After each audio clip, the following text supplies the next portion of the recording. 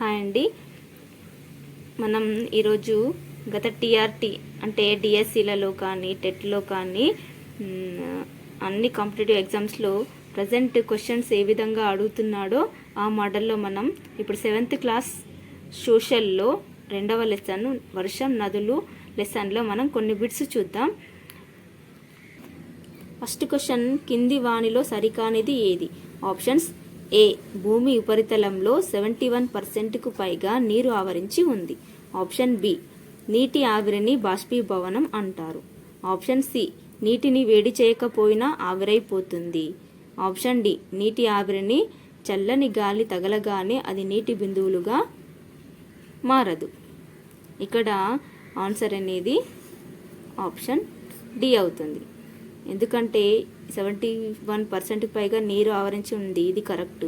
నీటి ఆవిరిని బాష్పీభవనం అంటారు, ఇది కూడా కరెక్టే. నీటిని వేడి చేయకపోయినా ఆవిరవుతుంది.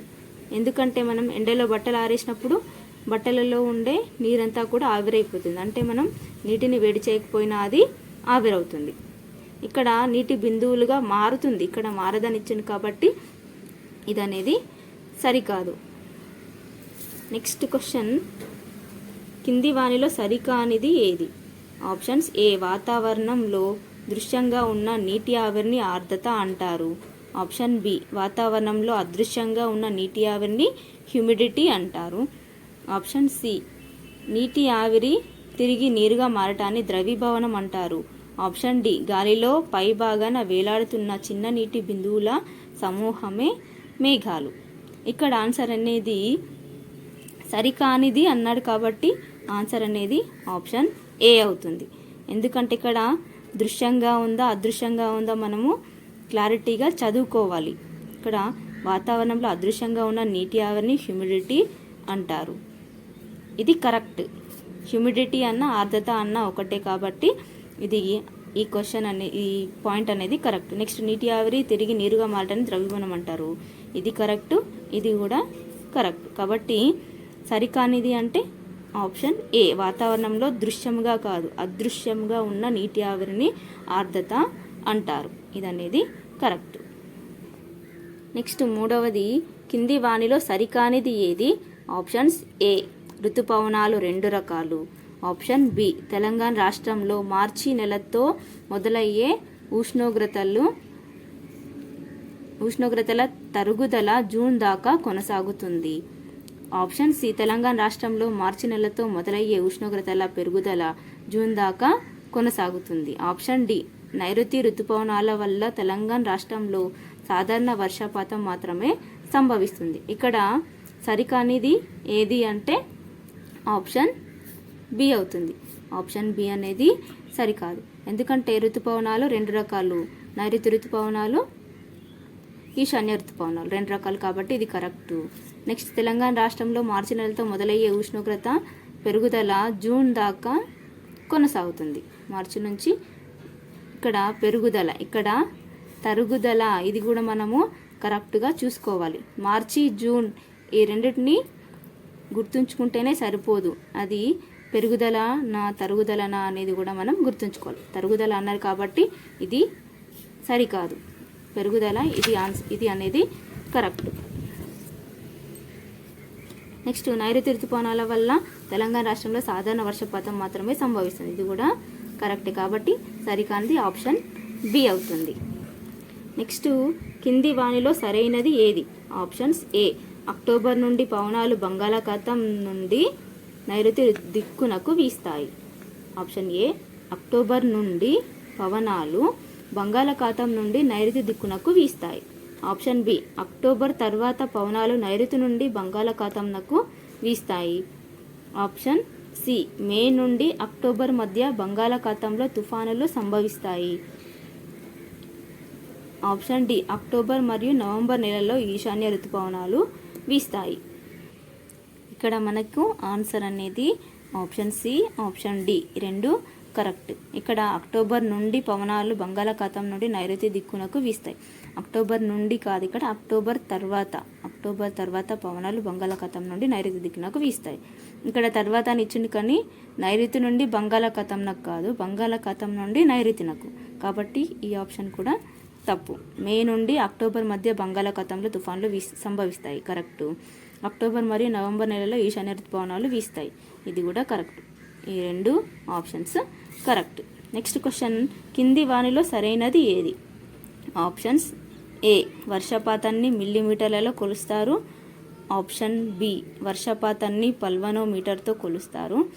ఆప్షన్ సి, పర్వతాల నుంచి ప్రవహించే నీటి వల్ల వాగులు ఏర్పడతాయి. Option D, B and C. ఇక్కడ ఆన్సర్ అనేది బి అండ్ సి అవుతుంది. ఎందుకంటే వర్షపాతాన్ని సెంటీమీటర్లలో కొలుస్తారు.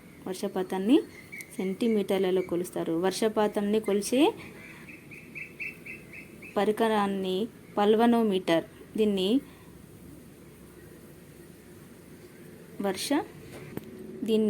వర్షమాపకం అని అంటారు. దీన్నే వర్షమాపకము లేకపోతే పల్వనోమీటర్ అని అంటారు. పర్వతాల నుంచి ప్రవహించే నీటి వల్ల వాగులు ఏర్పడతాయి. ఇది కూడా కరెక్ట్. కాబట్టి B and C answers correct. Option D అనేది కరెక్ట్. నెక్స్ట్ క్వశ్చన్, తెలంగాణలో అతి తక్కువ వర్షపాతాన్ని పొందే జిల్లా? Options: A, Medak, B, Mahabub Nagar, C, Hyderabad, D, Nizamabad. ఇక్కడ అతి తక్కువ వర్షపాతాన్ని పొందే జిల్లా కాబట్టి ఆన్సర్ అనేది ఆప్షన్ బి, మహబూబ్ నగర్. మహబూబ్ నగర్లో అతి తక్కువ వర్షపాతం కురుస్తుంది. నెక్స్ట్ క్వశ్చన్, కింది వానిలో సరికానిది ఏది? ఆప్షన్స్: నైరుతి ఋతుపవనాల వల్ల తెలంగాణలో అతిగా వర్షపాతం కురుస్తుంది.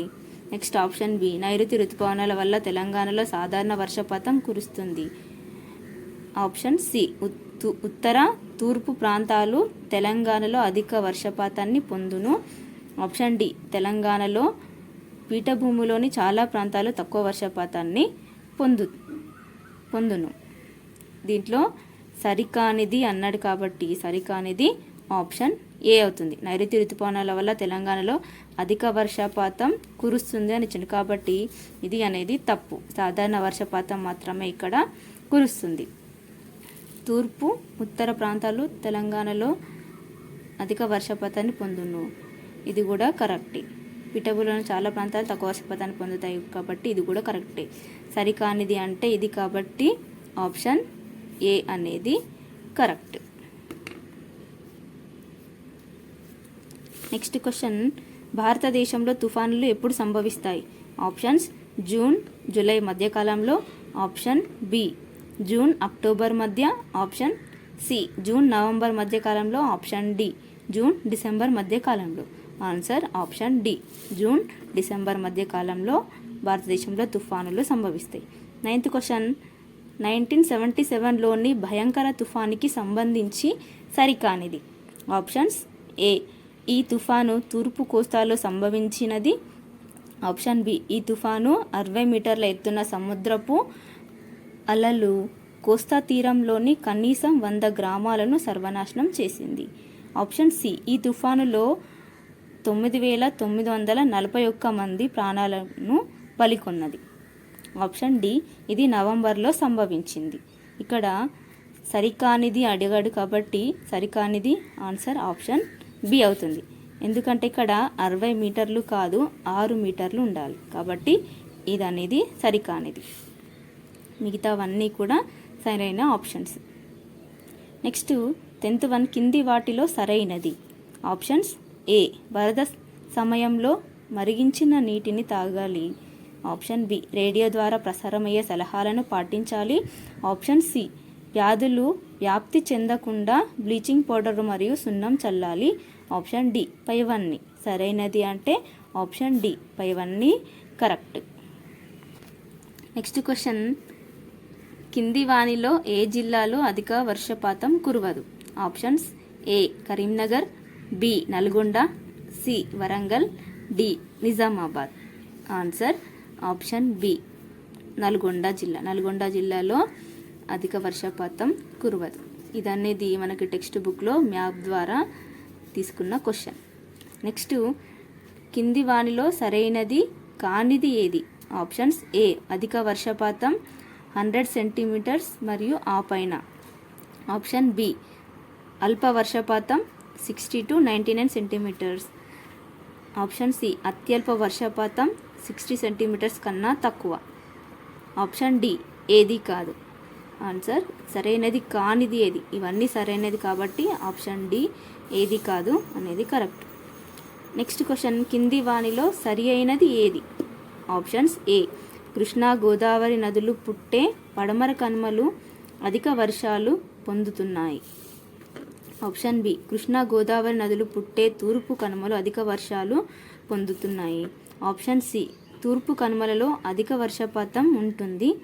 ఆప్షన్ డి తూర్పు కనుమలలో పుట్టే నదులు వర్షాకాలం తర్వాత ఎండిపోవు. ఇక్కడ సరి అయినది అంటే ఆప్షన్ ఏ కృష్ణా గోదావరి నదులు పుట్టే పడమర కనుమలు అధిక వర్షాలు పొందుతున్నాయి. ఇది అనేది కరెక్ట్. ఇక్కడ తూర్పు కనుమలు ఇచ్చింది కాబట్టి ఈ పాయింట్ అనేది తప్పు.